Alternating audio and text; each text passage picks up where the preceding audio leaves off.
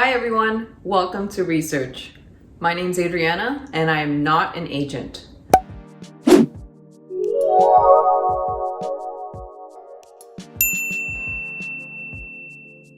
The intention behind this channel is to share what I've learned as a new real estate investor. By new, I mean I only started 2 years ago in 2018, and within 18 months, I was able to buy 3 pre-construction condos in Toronto, but more about that later. Come on this journey with me and we'll learn together.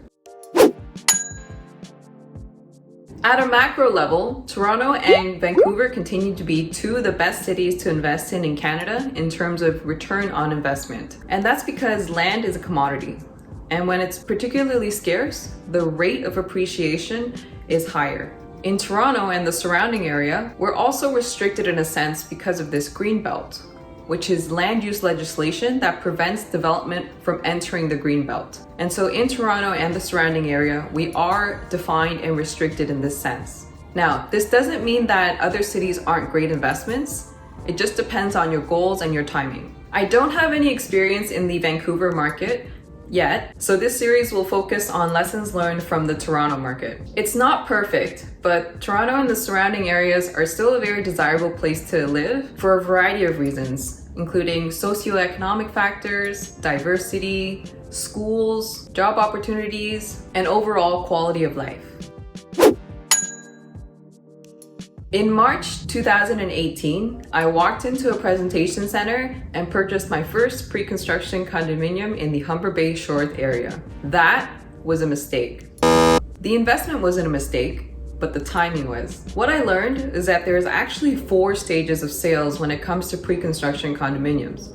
And by the time that you're able to walk into a presentation center, the prices have already been marked up from 15 to 25%. The first stage of sales is reserved for the developer's family and friends. It's a very exclusive event and you really can't get invited unless you're a developer's family or friend. This is the best price available. The second stage is called the Platinum Release. And these are for brokerages that have an existing relationship with the developer through sales and results from previous projects with them. For this stage, you do need a broker that has this relationship with the developer. Here is where you can get the best price unless you are a developer's family or friend. The third stage is called the VIP Release. And these are now open to the brokerages that haven't quite yet developed a relationship to become a platinum brokerage with the developer, but they're getting there. Now, the thing about this stage is that prices have already been marked up between 10 and 15% from the platinum release. The last stage of sales is when sales are open to the public. This is when you can walk into a presentation center and purchase a unit from the developer's in-house agents. You do not need to bring your own. And this is important to remember, because when you bring your own agent, the developer splits the commission between the 2 agents on representing each party. So if you happen to be in this situation for whatever reason, be sure to ask the sales rep for something in return for not bringing an agent with you. So for example, certain upgrades in your unit or a further reduction in your purchase price. Just remember to always ask for something if you're not bringing your own agent. Typically, the best value for money units are 1 bedroom or 1 bedroom plus dens for both short and long-term investments. You can buy one sooner than the larger units, and they're easier to rent out. What I mean by short and long-term is in the short term, you're not intending on closing on the property and having to take out a mortgage. For long-term units, you are either renting it out or living in it yourself. Now, in both cases, make sure that you choose a floor plan that's practical. When we hear practical in real estate, it means that the usable square footage is optimized. So that means no long corridors or awkwardly shaped units. For example, here's a unit with a long corridor. Now the unit's already quite small, so this corridor takes up a bit of space. Here is an example of just an awkwardly shaped unit, and here is a 2-bedroom unit that has a long corridor. Now I actually scaled this unit according to the measurements, and this corridor you see here takes up 50 square feet. The unit is in total 842. If you look at this corridor, it takes up 50, so your usable square footage is actually under 800. If you're seeing floor plans like this, make sure you swipe left.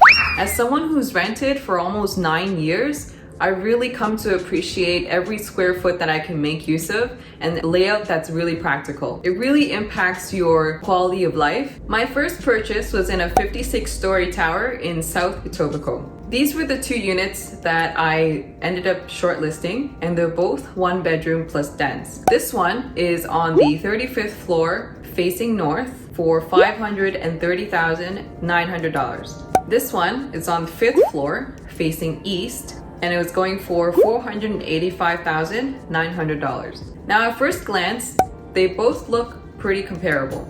They're both 1 bedroom plus dens. They both have bedrooms that are a reasonable size, and by reasonable I mean they're at least 10 by 10, where you can fit a double bed with 2 side tables comfortably, or even a queen bed. It might be a little bit snug, but a queen bed is possible. They both have L-shaped kitchens, which from my many years as a renter, I've really come to appreciate, because that extra arm in the kitchen really provides additional counter space and storage. And one other thing is that the laundry is not right next to the bedroom. Now this might not seem like a big deal, but even in ultra quiet machines, you can actually hear the noise if the laundry is right next to the bedroom. And if you're like me, I tend to throw in my laundry overnight and leave it to go on while I'm sleeping. And so even when you're sleeping, you can sort of hear the tumble and the low hum of the machine. So it's little things like this that really make a difference. For me, the 5th floor unit won for 2 reasons: closet space and price. Now, the unit has a good amount of closet space built in already, but it's really to recognize the potential to add value. So if you take a look here, the den is right beside the bedroom, and this partition here is not structural, so you can actually create an opening here where you can expand the size of your bedroom and also create a walk-in closet. At the same time, on the other side of this partition, you would still be able to have enough space for a work desk and to set up your office there. The 5th floor unit was also $45,000 cheaper and 25 square feet larger. The downside to this 5th floor is that in this building, the 5th floor is half reserved for amenities and half reserved for units.